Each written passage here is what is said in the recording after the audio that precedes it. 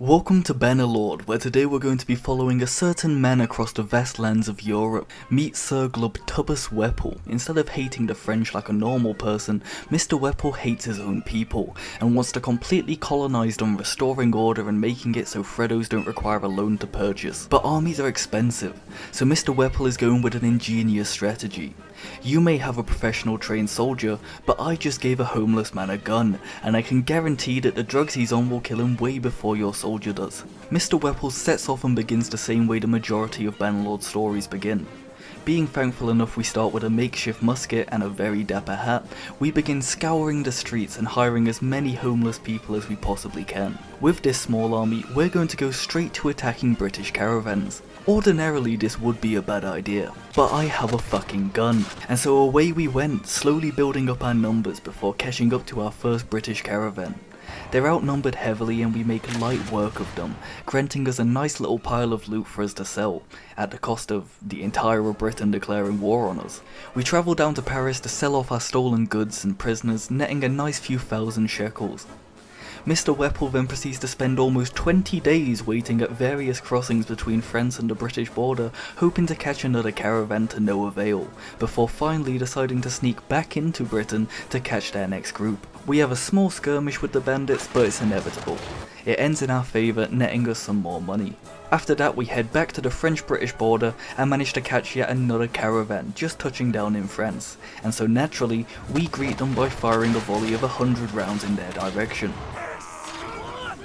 We travel back down to Paris, making sure to stop by every village on the way, handing random people on the street guns and telling them to follow us. Selling off our loot, it nets us almost 20,000 shekels. We continued this strategy for a while, slowly building up our skills, our strength and our numbers. For some reason, we also formed an arch nemesis, as William III decided he was going to randomly appear and chase us through France on a weekly basis. Absolutely terrifying at first, until we realised that we could just hide in the safety of another country's town. We even managed to sneak out and attack another British caravan right in front of him as he was leaving, giving up chasing us. That caravan got us even more money, and Glub Tubbus Wepple got a lovely new musket from the loot as well that he decided to keep for himself. We continued on attacking British caravans, running away from William III, and slowly improving our attack strategy, which consisted of all of our untrained men firing in the general direction of the enemy and then slowly edging closer to them with each reload. It was insanely effective. And even when we took losses, the handful of fish I just bought from the town of Cologne cost way more than half a dozen more homeless men I bought in to replace the dead ones. During our various battles, we gained a new clan tier, meaning our horde could grow even more. And while travelling around various towns in France, we also bumped into a man called Zavid the Shark. Being a British man, in true British fashion, the second I walked up to him, he threatened to stab me. Come any closer, stranger, and I'll have to stick a knife in your belly. And just from that, I knew he was perfect, so I gave him a few thousand dinars and took him into our little horde. Continuing onwards, we constantly took on new peasants at every village and town. But we did slowly make the realisation that caravans are quite terrified of almost 100 homeless people with guns running towards them, and we're simply not fast enough to catch them. So, in a stroke of genius, we cut down our numbers to just a small amount so that the caravans don't see us as a threat, allowing us to walk right up to them rather than having to chase them down. It worked an absolute treat as we continued our rampage of being every British trader's worst nightmare. While travelling back to Cologne to sell our equipment, our wallets looking more than thick enough to keep going for years with how cheap peasants are, Mr. Wepple decides to try his hand at a tournament. Now I don't know what kind of tournament this was, as it consisted of us standing barely 50 feet apart and shooting each other point blank in the face.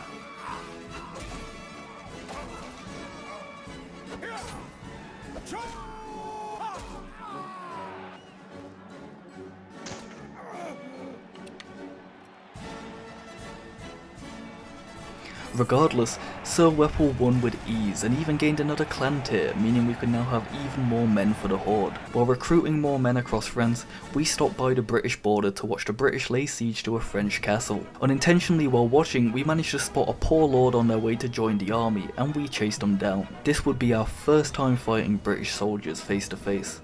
We had the numbers, but they had training and they had cannons.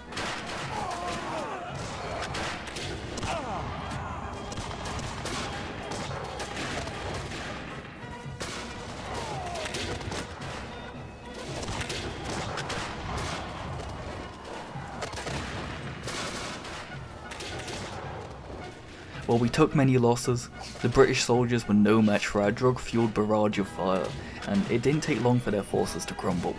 Our first victory, and proof that our warlord methods actually have a chance of working. We replenish our troops over the next week or so Wepple's confidence almost through the roof as we make a bold move. Our plan is to take over Exeter Castle. With its low garrison numbers and it being quite far from the majority of large lords, we felt it would be easy to give us a good foothold.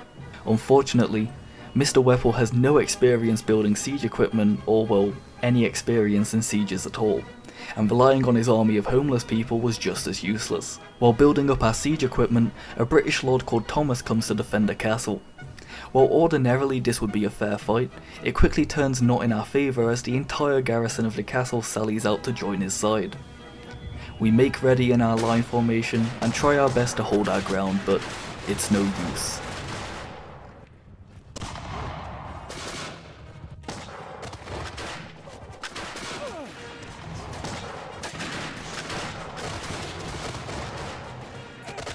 It's a complete slaughter.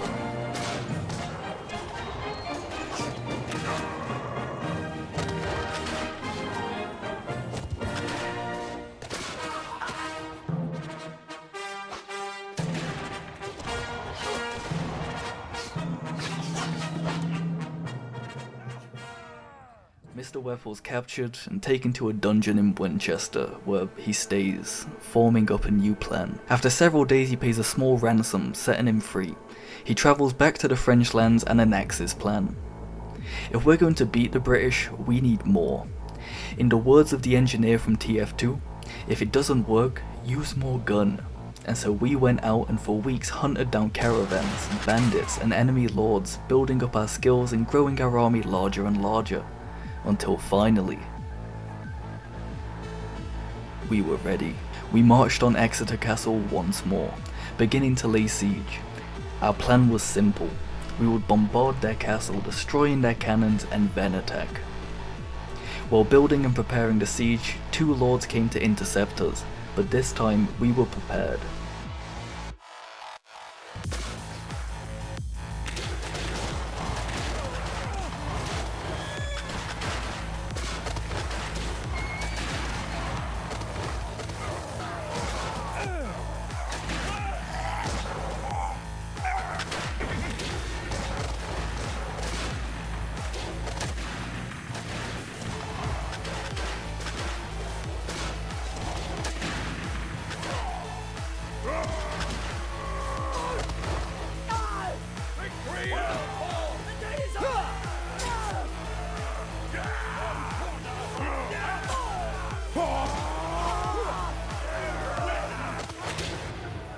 There was heavy losses on each side.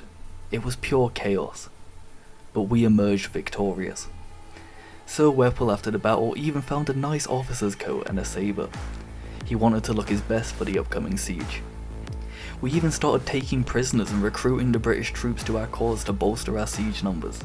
After weeks of building, fighting, constant bombardments on the castle, it was our time to strike.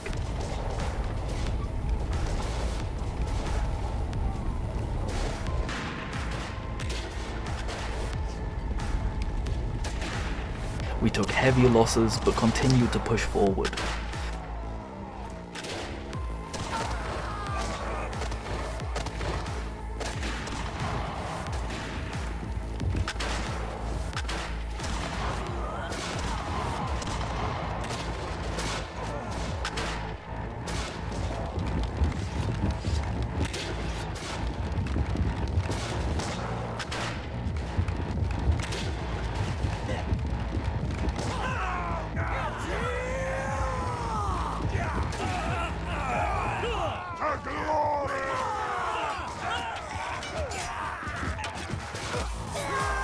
Mr. Wepple charged in with his men up the siege tower, getting knocked down by a point-blank shot from a musket. But upon regaining consciousness, he'd won. Transferring all of our men to the garrison as defense, Mr. Wepple limped his way to the Lord's Hall, resting for a moment, taking in his achievements. We had liberated a castle from the British. Although that celebration wouldn't last long. as the dreaded sound of men marching could be heard in the distance approaching the castle. What was first just a single lord quickly turned into thousands of British soldiers. The odds weren't exactly in our favour, and what didn't help is that Sir Wepple's homeless men aren't exactly loyal.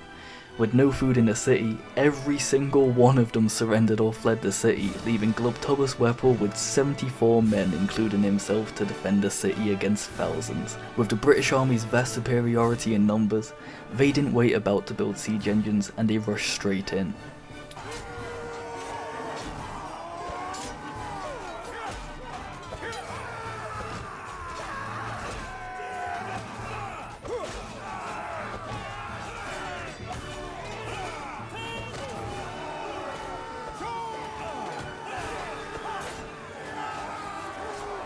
Mr. Wepple fought hard alongside his men, but the castle fell.